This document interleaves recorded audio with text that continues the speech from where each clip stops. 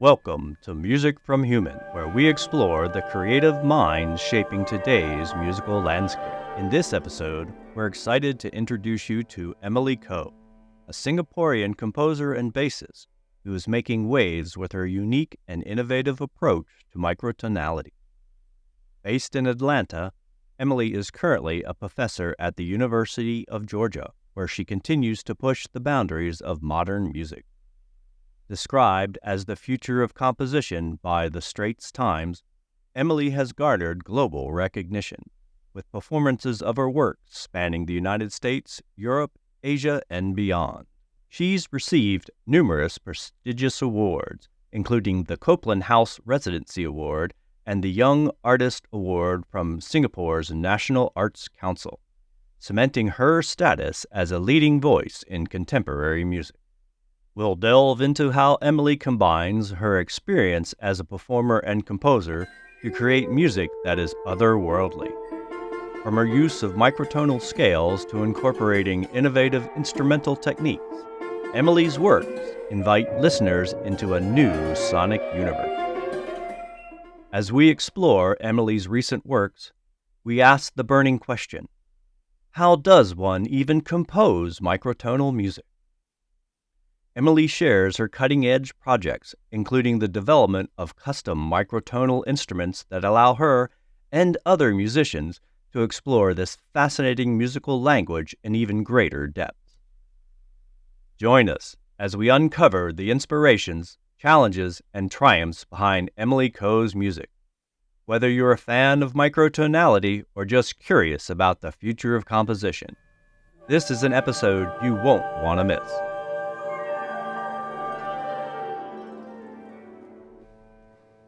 Well, Emily, I am so glad you got to join me on Music from Humans. Yeah, hi. Good to see you again, Michael.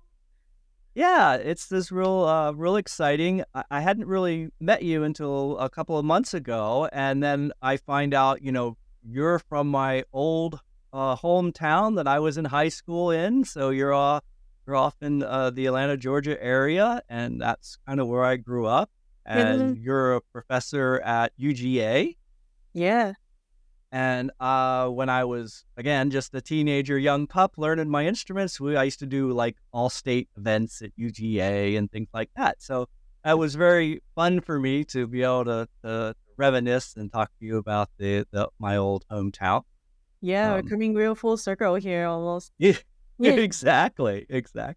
Yeah. And you seem to like to work in an area that is trending right now. I was talking with one of my former college professors, Joseph Klein, and he was talking about how microtonal music is really on the upswing right now. It's a very popular thing for composers to do, and I've personally been seeing lots of composers write in this format.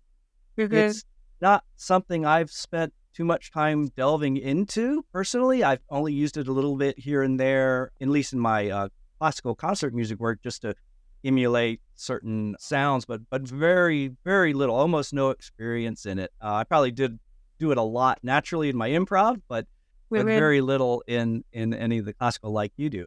I'm very curious, how did you get interested in using microtonal music, and what really sparked that? So the whole microtonal thing kind of came to me a little serendipitously. So I'm a bass player, as you can tell from my bass right back there. I'm a bass player, so playing in tune is actually really difficult. Everything is kind of microtonal. And I realized that it's also one of the best instruments to, do micro divisions of an interval because of how far and wide each interval is on the instrument. The other thing I was really excited about was also using fewer fingers than other string players. Like, I had no idea that was a thing until I started also learning cello and realized that, hey, actually cellists use all 4 fingers. And as bass players, we mostly use 1, 2, and 4 until we move to the upper register. So one of the other things I started playing with was like, what if I used all 4 fingers and make use of all 4 fingers? What might happen? And that was how I started getting into these like micro intervals, first on my instrument. as a very bad early young bass player. So that was how I first got into it.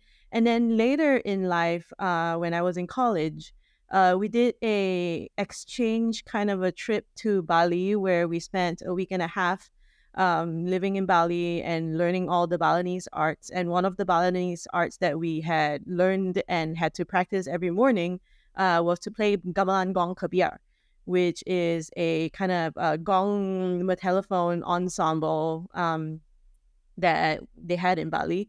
And one of the things about that ensemble was that each ensemble is tuned to itself. And as a person who was, training in Western traditions, one of the things that really, really struck me was that to me, that ensemble never sounded in tune, but it sounded really bright and shimmery, and I loved that.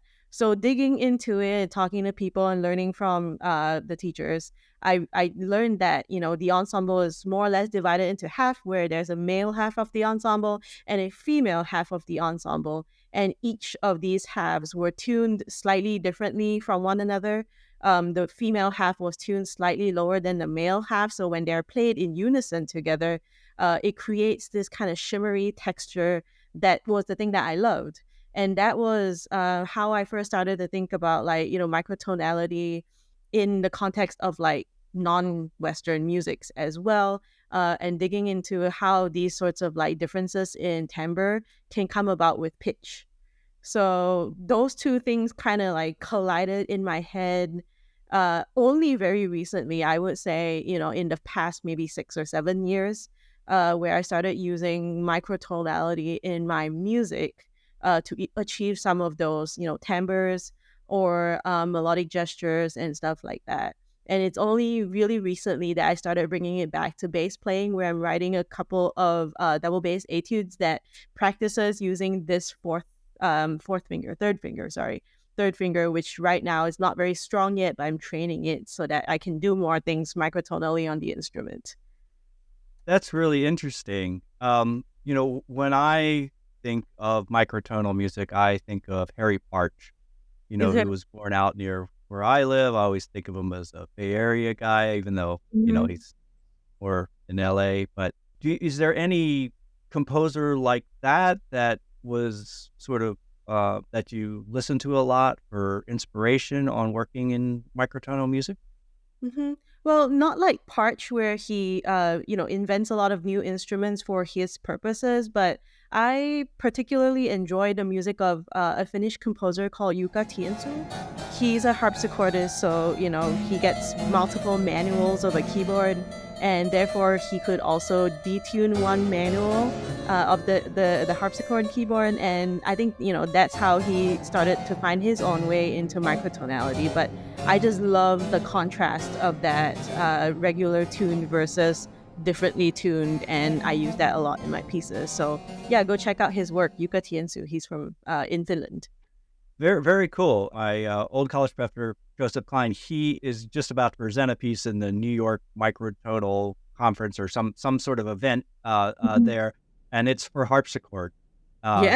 Yeah, me too. So he doesn't normally write microtuner music, but he Mhm. has somebody asked him to, and so he put that together. But exactly harpsichord. Yeah, having the two manuals is really, really fun because you get to like alternate between them. Like I don't have it here, but in my office at the University of Georgia, I have two pianos, upright pianos, and one of them is slightly detuned, and they're placed in a corner of my office so that I can just like sit in the middle and play both of them.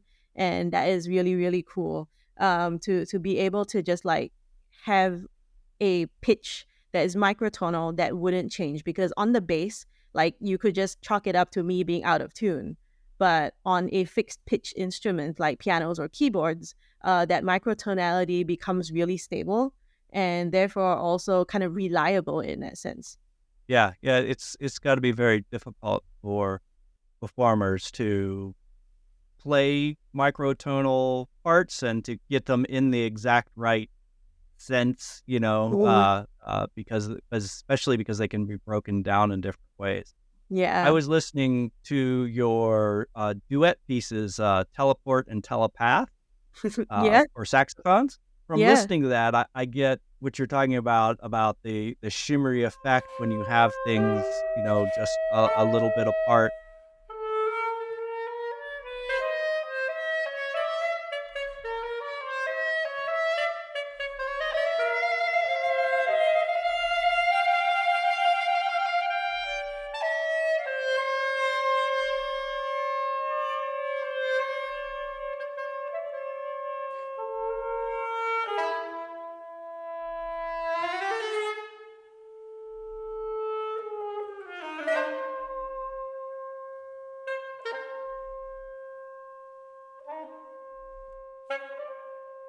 I think it was Telepath, where Hmm. you use two different ways of breaking down this microtonal scale, one like in sixths and one in quarters.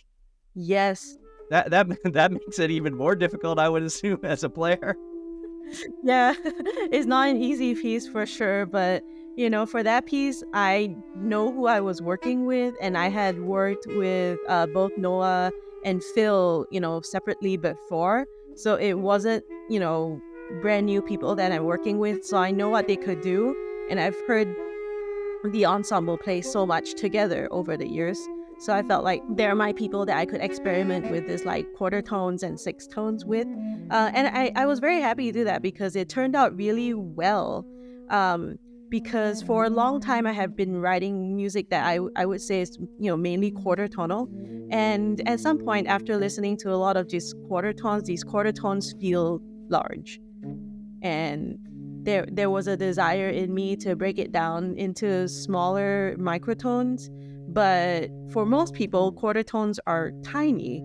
So trying to bridge that gap between like how I feel something is um small, whereas something is large, whereas someone's gonna feel like that's so small. It just takes time to get into that sound world and get into that mindset of listening out for something even smaller, which is kind of the way I look at life anyway. Like, I really enjoy looking at the smallest, most inconspicuous details of things, because I feel like a lot of times there are beautiful things that happen in small details that we, as we move through life, just kind of forget or do not notice.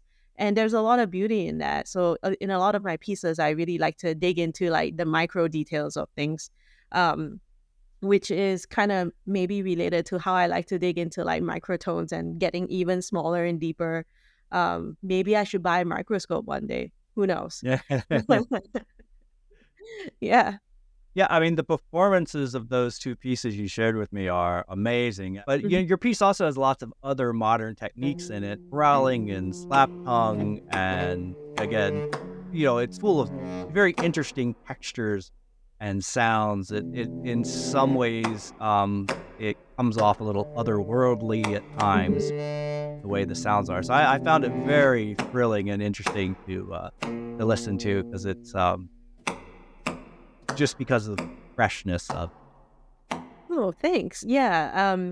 I really enjoy these different sounds because, you just used one word that I enjoy using for my music, which is otherworldly.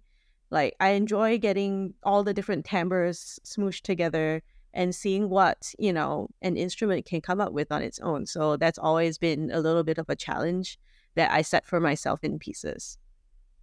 Very cool. Very cool. Yeah. So I guess the next question really leads, and then this is me as someone who just doesn't do anything like this, and so I have all these kind of curious. How do you compose micro? I mean, Ooh. you mentioned you have two pianos, and that's got to be very helpful. But Mhm. it seems just with some notation software and stuff that it would be fairly challenging to figure out how to get what may be in your head down on paper or down in Yeah. the computer. Right. So it is, when I first started it, it was pretty challenging because all I had was my bass or other string instruments that could easily do microtone stuff. But it was very inconsistent. Like I said, I'm not the greatest bass player, so even, if I played it multiple times, like it probably would sound slightly different each time. So from that, I started to look for options to see what we could do on the computer, or invent some instruments, which I had done over the years. So one of the things I like to have when I'm composing is some sort of dependable um, place where I could get microtones or microtonal sounds from. And the easiest way was really to just like install a VST on a DAW and find a pack that works for microtone instruments. And I've done that and it's great, but using regular MIDI devices only gives you that much, because you know each key is mapped to a single pitch. And if I were using a regular MIDI controller, then C would be C and C sharp will be C quarter sharp. So I need two keys to play two different pitches, which means an octave in my MIDI controller could be only just 12 pitches of any microtonal scale, which usually doesn't even cover a small section of the scale, depending on how big or how small your scale is. So that proved to be an early problem where I couldn't really map in my head what I was seeing and what I was hearing, because I will play C sharp on the MIDI controller and I will hear C quarter sharp there, for example, and that was just discombobulating to me. So early on, I started to figure that I needed to create new instruments for myself to actually work in this language. And I worked with one of my programmer friends who offered to make me a web-based microtonal instrument. So we, worked together. I told him exactly what I needed. And this is kind of what we came up with. And he called it the Microharmonic, and it's on microharmonic.com. And I'm going to share my screen so that you can see the instrument that we kind of like put together. Oh, cool. Ta-da! It All worked. right. Yeah, so this is a Microharmonic, and it is a web-based microtone keyboard where each key corresponds to the regular computer keyboard. And I don't know if you can hear it.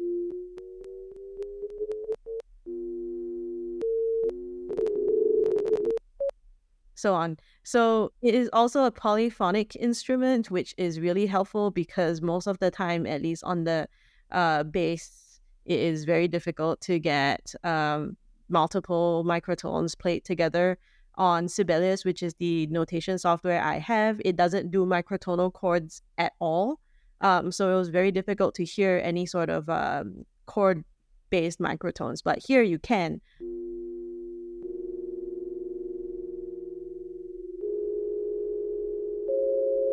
Together. So that's the something that I love about this instrument. And also here you can see that I could set how I might want to divide this instrument. Right now it's set to quarter tones, basically 24 steps in an octave, but I could easily change it to be any number of steps in any number of octaves. So it doesn't have to be just quarter tone or sixth tone or anything like that. It could just be any random amount of divisions in any number of octaves, which I find very useful because I was interested very much in kind of equal temperament microtonality, where we just divide things equally. Obviously, there are other kinds of different microtonality that is not equal temperament, but this was the this was the system that I was interested in. So this was the instrument that we built to accommodate that.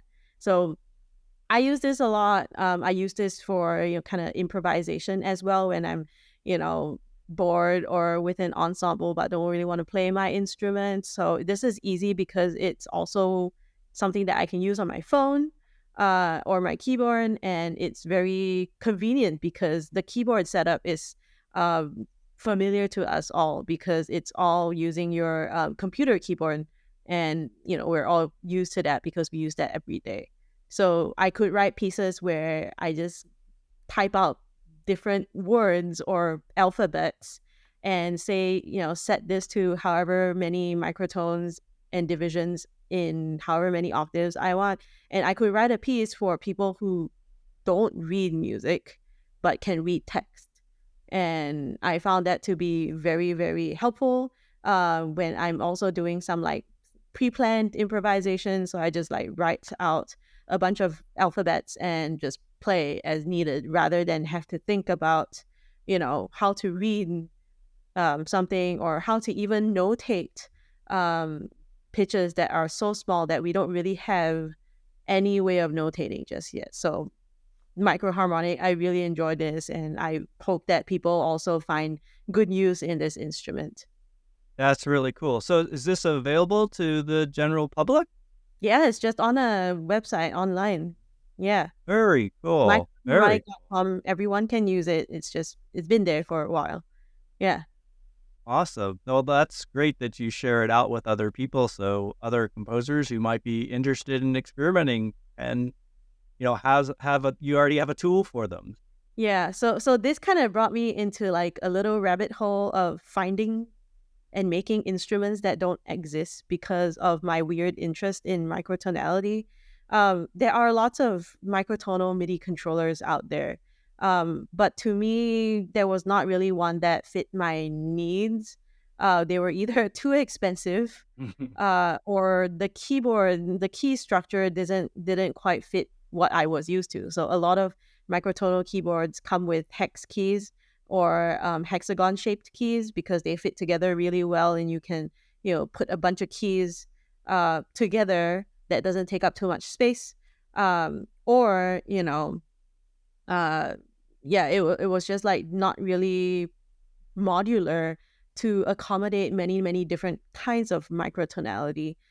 So 2 or 3 years ago, I got together with a group of engineers at the university to brainstorm this problem of, well, not really a problem, but like my personal need for a new MIDI controller that would work for my purposes, that would be rather inexpensive to make, um, show the instrument or show the pitches kind of polychromatically, which means via lights, so that it stimulates both the hearing and the visual part of any performer. That was also convenient to most people who have experience in music, which means it should resemble more like a piano keyboard or any kind of keyboard that anyone already uses, rather than the hex keys, which are slightly difficult to remember where things are. And also modular, so that we could play with different tunings, because you might want to divide a scale into 31 equal division parts, but you might not want to use all 31 pitches in that scale. So finding an instrument that could do all of that was basically hard, because I don't know that there's an instrument that does that yet. So we sat down together and started to kind of brainstorm a new instrument, and we'll show you a prototype of that instrument, and it's called the ModmMIDI. So this is the ModmMIDI, and here you can see that it is actually a two-part instrument. I could just 3D print more parts to add more keys as needed to make the instrument larger or smaller based on how many keys we need. Right now, it's tuned to 24 equal divisions, so you can see. And it's all color coded, so all the C's, all the C's are the same color, all the C quarter sharps are the same color, and so on, and it's gradiated. So throughout an octave, it goes through the entire rainbow scale. And I could change that. Right now it is set to 24, but if I changed it to I don't know, right now, say 40, you can tell that, red and red is much further apart versus where it was earlier. Red and red were here. So that's the polychromatic part of it. And because sometimes, like I said, we don't want to use all the keys. So all these keys are magnetic, but they can all be removed, so that if I don't want to play this note, I will never have a key to play that note, even though it works. And so, I could pull out keys as needed so it doesn't get confusing for the performer when they need to play with it. And in addition to that, I could set up the keyboard however I want. So for example, if I wanted to only use this half of the keyboard, then I can just say use this half, ignore that half. And I could also set up a different layout. So if I don't want to use keys, I can just turn them off. And I could also just pull it off, but I could just turn it off so that even if you hit that key, then that note is never going to be played. So this gives a performer slightly more flexibility in how they want to play this keyboard. And also, can accommodate for like hand positions and stuff like that. Because with 3 rows of keys, it's not really as ergonomic to your finger. So there are chords that you might need to reposition, and turning off some keys helps realign all the notes so that you can reach some of these chords. Obviously, that takes some time to figure out when you're rehearsing, but it just means there's endless ways to use this keyboard for any sort of microtonal piece that could happen. And, to reset everything, I could just like turn it back on and you have all your keys back. So that's kind of a little instrument that we're prototyping right now. But it's a lot of fun to work with people who are smarter than you are, but understand your vision, because, that's sometimes what composers need. Like, we have all the ideas, maybe not all the skills needed to implement these ideas. So I'm very thankful to have found a group of engineers who were equally nerdy and understood the vision when it came to, inventing a new instrument, because I knew what I wanted, but I just didn't have the technical know-how to get this together. So that was really, really helpful. So thank you, Team ModmMIDI. This is fun and amazing, and I'm glad that I can share our instrument with others. That is incredible. I'm just blown away over here. That is so cool. And what an amazing opportunity that you have, that you're, being a professor, you have these connections in your school to work with a team that has interest to build something like that. I mean, you don't get opportunities like that very often. No, at all. That instrument is so cool, amazingly flexible and useful. I can see in your brain the 2 halves of the harpsichord concept embedded into that system. Amazing. That is a very exciting instrument. I look forward to hearing and seeing more what becomes of that. Yeah, me too. Yeah, so if anyone wants to join Team ModmMIDI as we continue developing this thing, like, come on board. There are some little quirks here and there that, probably still need fixing. But for the most part, it works and it has done all the things that I wanted it to do. So, now to make a version of it where other people can also use, because I'm for the microtonality for all, not gatekeeping this. So, hopefully we can find a way to share this information. Very cool. Yeah. That's a very exciting tool and instrument you have there. I'm really happy you were able to share that with us.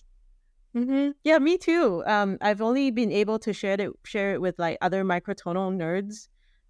So it's great to share and hopefully share it in a way that is easily understood by more. Very exciting. And you've done orchestral works in microtones. I've listened to a few of those.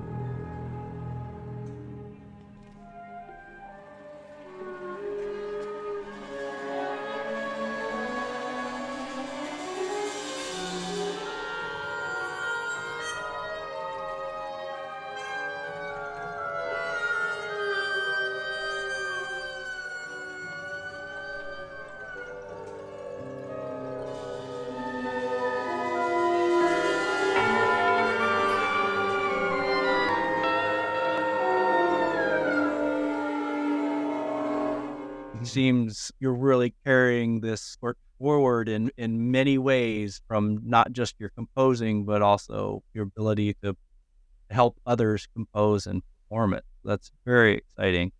Any other things planned in the future for where you're going to take this? Well, right now I'm writing a bunch of other stuff. Like upcoming, I have a piece for bass and saxophone, baritone saxophone, alto saxophone. So we're expanding this kind of like duo idea into a new instrument, which is the bass. And for me, it's a big moment because as a bass player, also a composer, like I have kind of shied away from writing for my instrument because I didn't want to write for my instrument only to my abilities, which are, kind of limited. But I do really love the instrument. So I'm venturing into more bass microtonal things, which is the next step. The other thing with microtonality and string instruments is I've always thought the bass to be the best instrument to play microtones. And to be honest, it is because of its size and how wide, each half step is. But I'm also planning to take this idea of writing for microtonal strings with the flexibility of those microtones into a more traditional collection of instruments called the string quartet. And for me, that's also a big moment because, the string quartet has a huge and long history. And for me, as a composer, that has always been difficult to parse because I'm like, well, who am I to write a string quartet after Haydn, after Beethoven, after Bartok? So that's the next project I'm going to dig into where, we're going to get myself into unfamiliar and scary situations and play with the language that I am familiar with. Some other projects are also inspired by microtone and the shimmeriness that I can get from some of these microtonal chords. And I'm writing a piece for Taseti, which is an ensemble in Thailand, for trombone, baritone saxophone, violin, and cello, and also video and pre-recorded sound. And all those sounds are going to come from a walk. So I think the walk has that similar shimmery shininess of timbre that would pair really well with some microtonal chords that I hear. So that will be a fun one because I've always loved putting my interest of food with sounds. And the video is going to be fun to make because I'm going to get a lot of videos of just like wok burners burning, which I don't know, sounds very dark. But I think, when a wok burner is turned on at night, it is absolutely beautiful and the flames dance around. And yeah, so those are upcoming projects that, are somewhat adjacent to microtonal ideas, but are some things I'm really excited about. Very cool. Very exciting. Yeah, I look forward to being able to hear some of those when they're complete. Yeah, Very coming interesting. soon. So Emily, I hear you've got a microtonal CD out with saxophones and saxophone quartet. Yeah. So yes, I have a CD out that was out, in 2021, that features the three saxophone quartets of mine, all microtonal and all kind of inspired by wordplay. And also a piece meditation that is for solo baritone saxophone, and another piece, Blocked Borders, performed by Noah, who performed, Telepath. And that piece is for soprano saxophone max, which has video and fixed media and live electronics. And that is out in the world on Innova Recordings. So you can find that anywhere you get your music. The album's called Word Plays.